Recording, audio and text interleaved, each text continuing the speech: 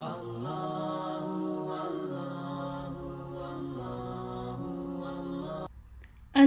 علیکم ورحمۃ اللہ وبرکاتہ۔ بچوں، آپ سب کیسے ہیں؟ اللہ تعالیٰ سے دعا ہے کہ اللہ آپ سب کو ہمیشہ خوش رکھے اور دنیا اور آخرت کی کامیابی عطا فرمائے۔ پیارے بچوں، آج ہم وضو کیسے کرتے ہیں سیکھیں گے، بالکل ویسے ہی جیسے ہمارے پیارے نبی صلی اللہ علیہ وآلہ وسلم نے ہمیں سکھایا۔ آپ صلی اللہ علیہ وآلہ وسلم نے فرمایا، اس شخص کا وضو نہیں جو شروع میں بسم اللہ نہیں کہتا۔ تو سب سے پہلے بسم اللہ پڑھیے، پھر مسواک سے اپنے دانت صاف کیجیے، زبان اور تالو بھی صاف کریں۔ اس طرح کھانے کی جمی ہوئی تہ صاف ہو جاتی ہے اور بیماریاں نہیں ہوتی۔ بچوں، اب اپنے دونوں ہاتھ 3 مرتبہ دھوئیے۔ نبی صلی اللہ علیہ وسلم وضو کے وقت ہاتھ کی انگلیوں میں خلال کرتے تھے۔ ہاتھوں کے خلال کا مطلب ہے دونوں ہاتھوں کو ایک دوسرے میں ڈالنا اور انگلیوں کے بیچ میں دوسری انگلیاں ڈال کر اچھے سے ملنا تاکہ میل نکل جائے۔ پھر 3 مرتبہ منہ بھر کر کلی کیجیے اور ناک میں پانی زور سے چڑھائیے اور ناک اچھے سے جھاڑیے۔ پھر اپنا چہرہ 3 مرتبہ دھوئیے۔ اس کے بعد دایاں ہاتھ کوہنی سمیت 3 مرتبہ دھوئیے اور اسی طرح بائیں ہاتھ کوہنی سمیت 3 مرتبہ دھوئیے۔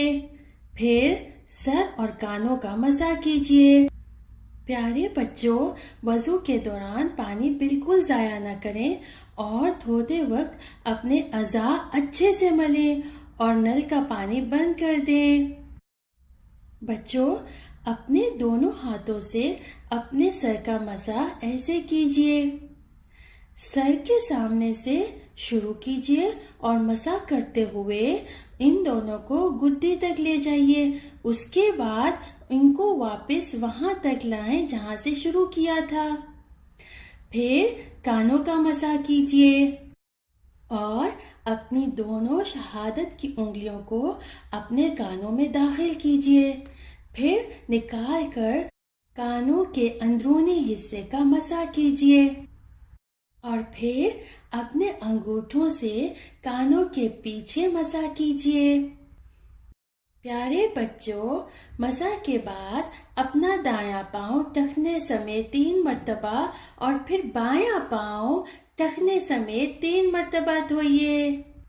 نبی صلی اللہ علیہ وسلم وضو کے وقت پاؤں کی انگلیوں کا خلال کرتے۔ پاؤں کا خلال بائیں ہاتھ کی چھوٹی انگلی سے ہوگا۔ پیارے بچوں، خلال کرنا وضو کا حصہ ہے تاکہ انگلیوں کا کوئی درمیانی حصہ بھی خشک نہ رہ جائے۔ آپ کو معلوم ہے بچوں، وضو میں جن حصوں کو دھونا فرض ہے، اگر بال کے برابر جگہ بھی خشک رہ جائے تو وضو نہیں ہوگا۔ خاص طور پر پاؤں کی ایڑی کے لیے سخت تاکید کی گئی ہے۔ پیارے بچوں، آپ کا وضو مکمل ہو گیا۔ وضو کے بعد بیت الخلاء سے باہر نکلیے اور یہ دعا پڑھیے، اشہد ان لا الہ الا اللہ وحدہ لا شریک لہ واشہد ان محمدا عبدہ ورسولہ۔ اس کا مطلب ہے، میں گواہی دیتا ہوں کہ اللہ کے سوا کوئی معبود نہیں، وہ اکیلا ہے، اس کا کوئی شریک نہیں، اور میں گواہی دیتا ہوں کہ محمد صلی اللہ علیہ وسلم اللہ کے بندے اور رسول ہیں۔ پیارے بچوں، اب میں یہ دعا پڑھوں گی اور آپ میرے پیچھے اس کو دہرائیے۔ اشہد اللہ الہ الا اللہ وحدہ لا شریک لہ واشہد أن محمدا عبده ورسوله أشهد أن لا إله إلا الله وحده لا شريك له وأشهد أن محمدا عبده ورسوله أشهد أن لا إله إلا الله وحده لا شريك له وأشهد أن محمدا عبده ورسوله۔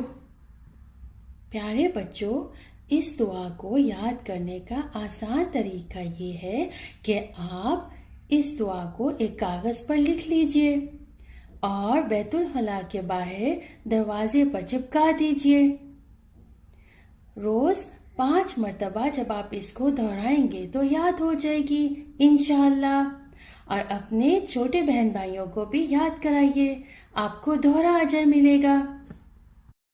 پیارے بچوں، نبی صلی اللہ علیہ وآلہ وسلم نے فرمایا، یہ دعا پڑھنے سے جنت کے 8 دروازے کھول دیے جاتے ہیں کہ بندہ جس سے چاہے داخل ہو جائے۔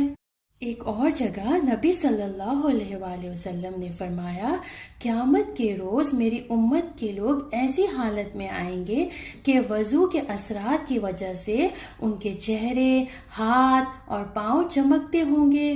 تم میں سے جو شخص اس چمک اور روشنی کو زیادہ بڑھا سکتا ہے تو ضرور بڑھا لے۔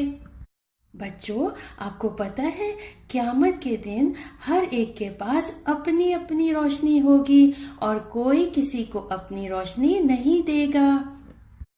تو آج سے بچوں روزانہ 5 مرتبہ نماز سے پہلے اچھے سے وضو کیجیے اور اپنی روشنی بڑھائیے، اپنے چہروں کو نورانی بنائیے انشاءاللہ۔ آج ہم اپنی کلاس کا یہیں پہ اختتام کرتے ہیں۔ انشاءاللہ اگلی کلاس تک اپنا خیال رکھیے گا۔